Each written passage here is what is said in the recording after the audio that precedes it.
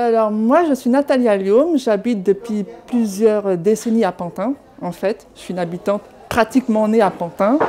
Et cette ville qui m'a vu grandir et qui m'a construite aussi, j'aimerais bien moi aussi maintenant la construire aussi d'une autre manière, en m'investissant sur le plan associatif, sur le plan politique, mais aussi sur le plan, cette fois-ci, de la démocratie locale et participative, parce que je ne souhaite pas que cette ville soit livrée en fait aux classes supérieures sociales, qui se disent supérieures sociales. J'ai envie que cette ville redevienne vraiment une ville de mixité sociale, populaire, et véritablement populaire, pour la classe ouvrière aussi. Et quand je parle de la classe ouvrière, ce n'est pas uniquement que des travailleurs, des ouvriers, c'est aussi des cadres peut-être, mais des gens qui sont aussi des ouvriers dans ce sens où ils donnent leur temps pour un travail, mais qui s'investissent aussi et qui soient aussi des militants et pas simplement des classes, on va dire, aisées qui arrivent actuellement sur Pantin et qui sont, bien qu'il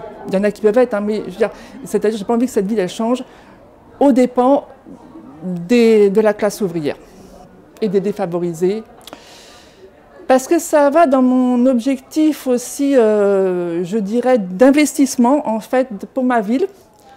Donc dans cet objectif-là aussi ça va, parce que je rencontre aussi des gens qui viennent de milieux différents, de milieux associatifs, de milieux aussi des militants ou pas d'ailleurs, mais des gens qui font un travail de fond et qui sont aussi, comment dire, investis dans chacun dans leur quartier.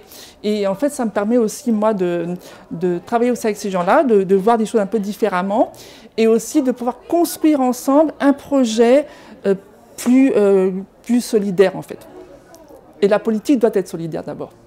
Je veux dire que si nous sommes élus, ça serait de changer ce qu'on appelle la démocratie participative.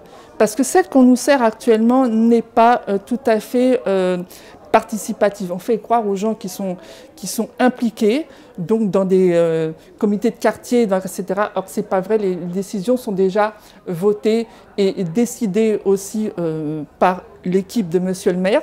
Donc, et après, on vous fait croire que, oui, effectivement, vous, les gens du quartier, vous allez pouvoir décider, mais c'est pas vrai, c'est faux, quoi, en fait. C'est pas comme ça que ça se passe. Moi, j'ai eu une occasion de faire partie d'un groupe de travail, on va dire, sur notamment ce qu'ils appelaient le Conseil des citoyens étrangers. Et en fait, je me suis aperçue qu'il y avait un peu de clientélisme là-dedans. Et ça, je m'engage de le dire tout de suite parce que c'était la vérité. On avait dénoncé ça. En fait, ce conseil-là ne permettait pas aux gens de s'exprimer sur des sujets qui peuvent importer, par exemple, comme la pollution, comme la municipalisation de l'eau, par exemple, ces choses-là. Non, c'était considéré que sur des sujets, on va dire, ethniques. Et ça ne marche pas. Voilà, c'est pas possible. On ne peut pas demander aux gens. Moi, je suis aussi pour le droit de vote des étrangers, par exemple. Donc, du coup, et je suis aussi pour le droit qu'ils décident aussi de la société dans laquelle ils veulent vivre.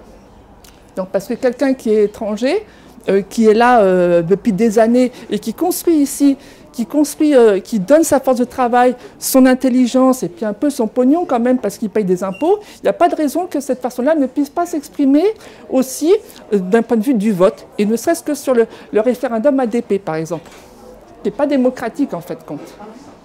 Voilà, et moi j'ai envie de changer ça.